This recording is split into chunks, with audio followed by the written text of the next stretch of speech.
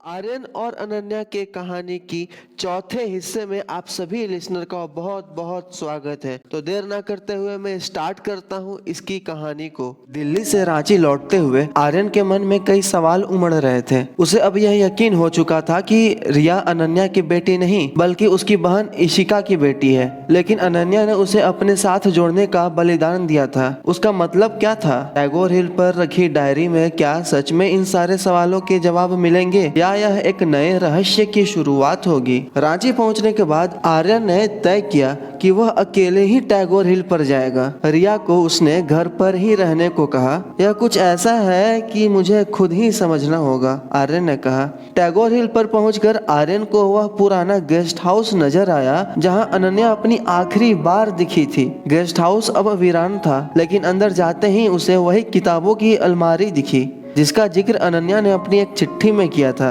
अलमारी के पीछे उसे एक पुरानी धूल से भरी डायरी मिली। डायरी पर लिखा था, इशिका और अनन्या का साझा सच। आर्यन ने डायरी के पन्ने को पलटना शुरू किया। इसमें इशिका और अनन्या के बीच की बातचीत और उनके गहरे राज दर्ज थे। डायरी के पहले कुछ पन्नों में यह साफ हो गया था कि रिया इशिका की बेटी थी। इशिका ने दुर्घटना में अपने पति को खो दिया था और उसी दौरान गर्भवती थी। अपनी आर्थिक और मानसिक स्थिति को देखते हुए उसने अपनी बहन अनन्या से मदद मांगी थी। अनन्या ने रिया की परवरिश में मदद करने का फैसला किया और खुद को रिया की मां के रूप में पेश किया। डायरी के अगले पन्नों में अनन्या ने लिखा था कि उसने यह झूठ इसलिए जिया ताकि आर्यन और इशिका के रिश्ते पे कोई असर ना पड़े। वह जानती थी कि आर्यन इशिका की मदद के लिए खुद को जिम्मेदार महसूस करेगा और शायद अपनी जिंदगी के सारे सपने छोड़ देगा। अनन्या ने अपने प्यार को कुर्बान कर दिया ताकि आर्यन और इशिका अपनी अपनी जिंदगियों में आगे बढ़ सके।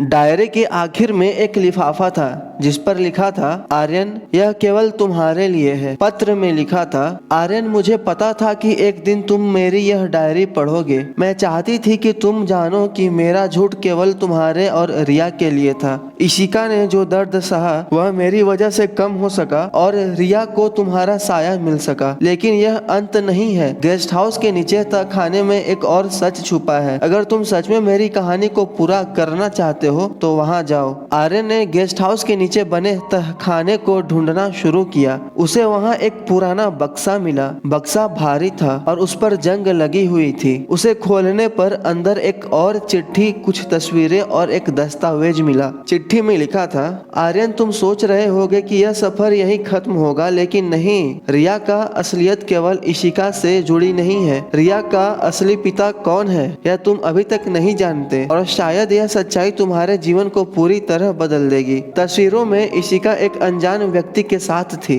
और दस्तावेज में रिया की सरोगेसी से जुड़ी फाइलें थी। आर्यन अब इस सच्चाई को जानने के लिए दृढ़ था। वह वापस रिया और इशिका के पास जाने का फैसला करता है, लेकिन उसके मन में यह सवाल गूंजता है, क्या यह सच सबको करीब लाएगा या फिर सबको अलग कर देगा? क्या रिया की असली पिता वही है जो आर्यन सोच रहा है या यह एक भ्रम है? अनन्या का बलिदान क्या रिया के असली सच से जुड़ा है? यह प्रेम, बलिदान और परिवार के गहरे रहस्यों की कहानी अब एक और मोड़ पर आ गई थी। गेस्ट हाउस से लौटने के बाद आर्यन की नींद उड़ गई थी। वह तस्वीरों और दस्तावेजों को बार बार देख रहा था। दस्तावेज में एक नाम दर्ज था, अभिनव राय। आर्यन सोचा, यह नाम तो कभी सुना भी नहीं। क्या यह रिया का असली पिता हो सकता है?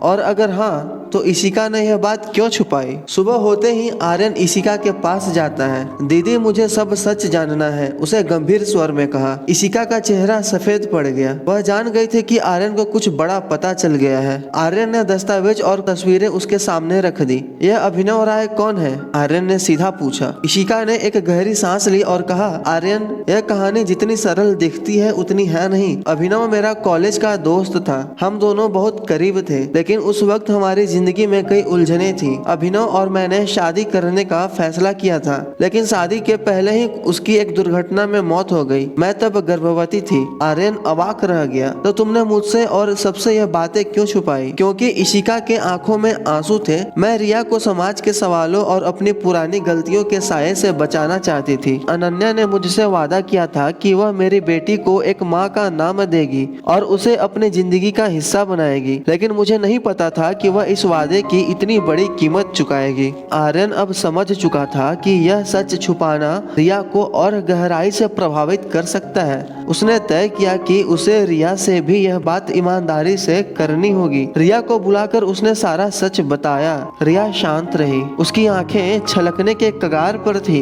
तो मैं आपकी बेटी नहीं हूँ? उसने इशिका से पूछा। रिया, तुम मेरी सब कुछ हो। मैंने तुम्हें जन्म दिया है। तुम्हारे पिता भले ही इस दुनिया में नहीं है, लेकिन तुम हमेशा मेरे लिए सबसे खास रहोगी। रिया ने धीरे से आर्यन की ओर देखा। और आप अंकल, आपने यह सब मुझसे क्यों छुपाया? रिया, आर्यन ने कहा, हम सब तुम्हें सिर्फ खुश देखना चाहते हैं, लेकिन अब हम चाहते हैं कि तुम अपनी जिंदगी की सच्चाई को जानकर और मजबूत बनो। रिया ने गहरी सांस लेते हुए कहा, शायद यह समय है कि मैं एक सच बताऊं। जब मैं दिल्ली गई थी तो मुझे अनन्या आंटी का एक पुराना ईमेल मिला था। उसमें लिखा था कि उन्होंने अपने जीवन का हर एक फैसला मेरे लिए किया है, लेकिन उस ईमेल में उन्होंने यह भी लिखा था कि उनकी एक डायरी अभी भी गुम है।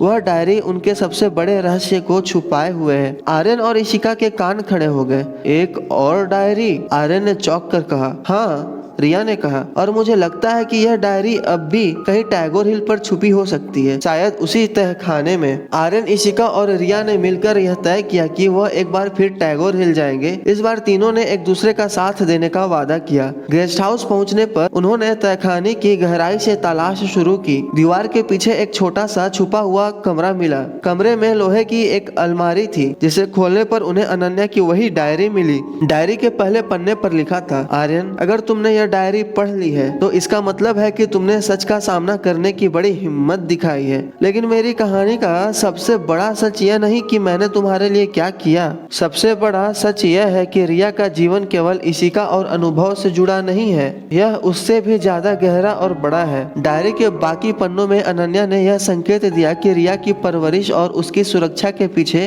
कोई और भी था, एक ऐसे व्यक्ति जिसने छुपकर सब कुछ संभाला। अब यह कौन हो सकता है? इशिका ने परेशान होकर कहा। आर्यन के मन में यही सवाल था। डायरी के आखिरी पन्ने पर लिखा था, अगर तुम इस डायरी के पीछे के कागज को जलाओगे तो तुम्हें अगले संकेत मिलेंगे। आर्यन ने पन्ने को सावधानी से जलाया। जैसे ही कागज जला, उसमें एक नक्शा सामने आया, किसी पुराने मंदिर का नक्शा।